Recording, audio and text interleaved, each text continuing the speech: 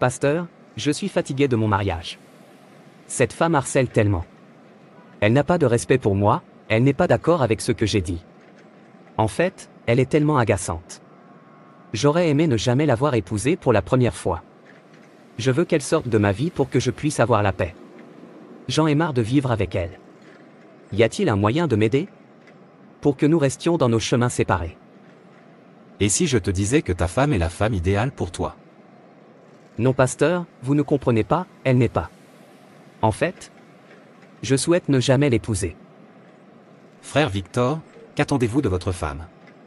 Vous attendez-vous à ce qu'elle soit comme Jésus, qui est sans erreur? Je ne sais pas. Ce que je sais, c'est qu'elle est si agaçante. J'aurais aimé ne jamais me marier avec elle. Écoutez, frère Victor.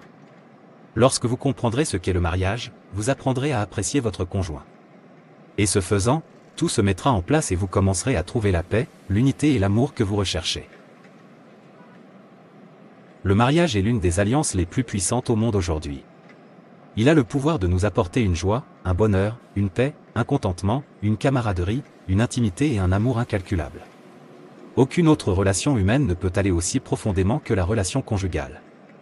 En même temps, le mariage peut aussi apporter plus de douleur, plus de chagrin, plus d'isolement, plus de frustration, plus de chagrin et plus de chagrin que toute autre relation humaine.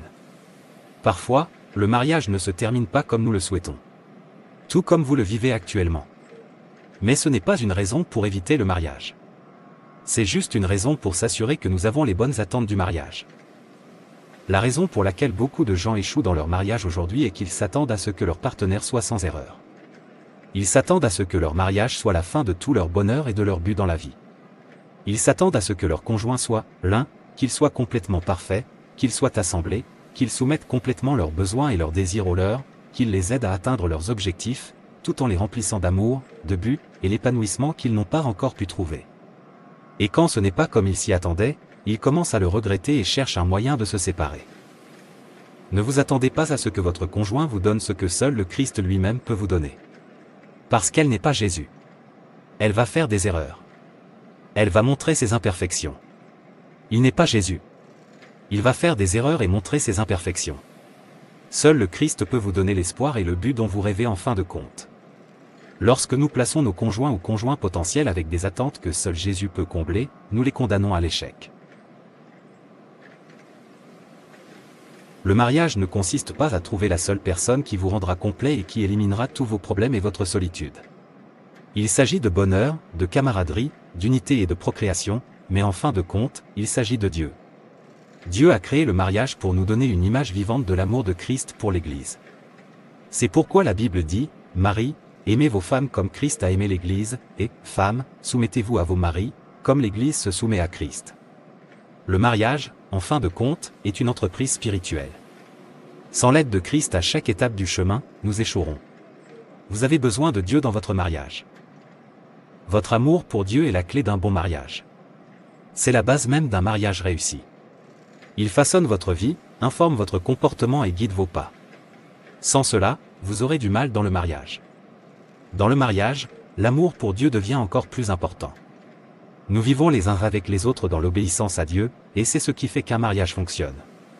Vous apprenez à vous aimer. Le mari aime la femme. Vous vous respectez, et la femme respecte le mari dans l'obéissance à Dieu. Lorsque vous poursuivez le mariage uniquement comme moyen d'être heureux, vous serez finalement déçu. Mais si vous abordez le mariage avec l'idée qu'il s'agit plus de vous rendre saint que de vous rendre heureux, vous découvrirez le vrai sens du mariage. Une chose pour laquelle le mariage est excellent est de montrer vos défauts, vos tendances égoïstes et les petites parties de vous que vous pouvez cacher à tout le monde sauf à votre conjoint.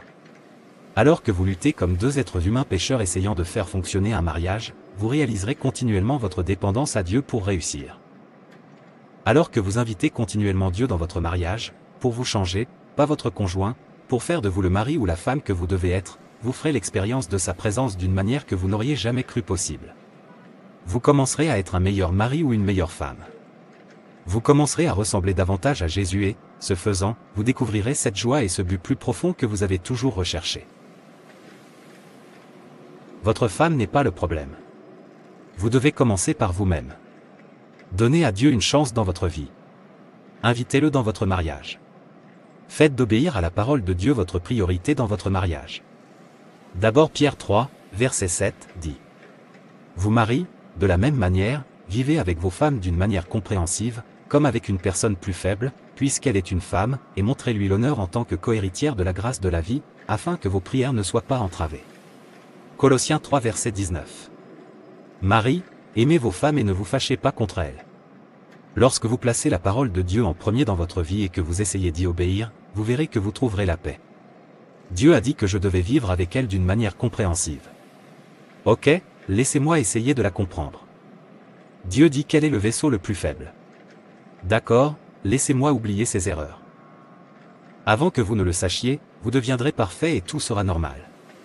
Mais quand vous commencez à la combattre, voulant qu'elle soit parfaite comme Jésus, c'est alors que vous commencerez à échouer dans votre mariage parce que vous n'essayez pas d'obéir à Dieu, mais à votre propre désir. Maintenant, je comprends. Développer un lien fort, il faut se respecter, car l'amour ne peut exister sans respect. Respectez leurs choix, leurs valeurs et leurs opinions, même si vous n'êtes pas d'accord. Laissez le passé derrière vous. Si vous avez été lésé dans le passé, passez à autre chose avant que vos anciennes expériences ne vous fassent prendre une mauvaise décision. Excusez-vous, chaque fois que vous et votre conjoint vous disputez, apprenez à repousser votre ego et à vous excuser pour votre rôle dans le combat. Cela inciterait votre partenaire à réaliser vos bonnes intentions, et plutôt que de vous blâmer, il pourrait aider à résoudre le conflit. Rappelez-vous, ce n'est pas vous deux l'un contre l'autre, c'est toujours vous deux contre le problème. Amusez-vous ensemble. Prenez des décisions importantes ensemble.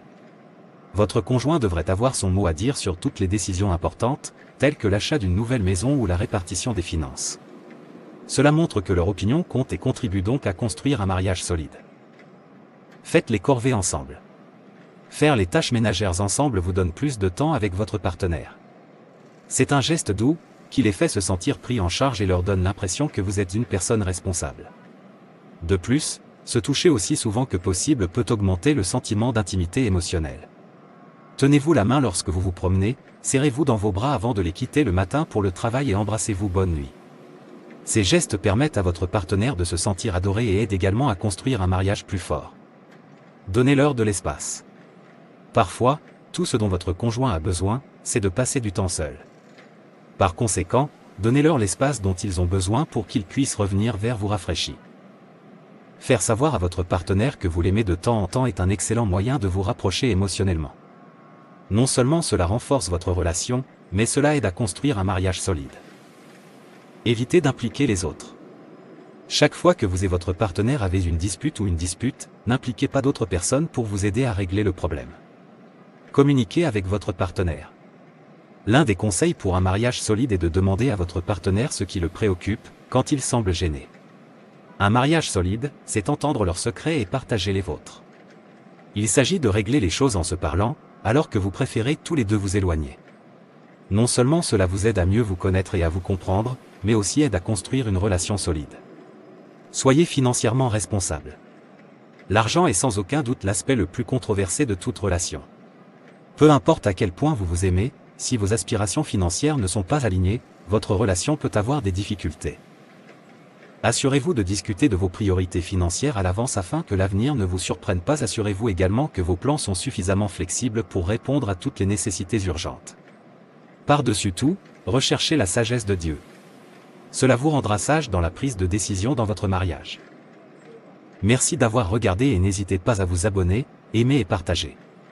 Que Dieu te bénisse.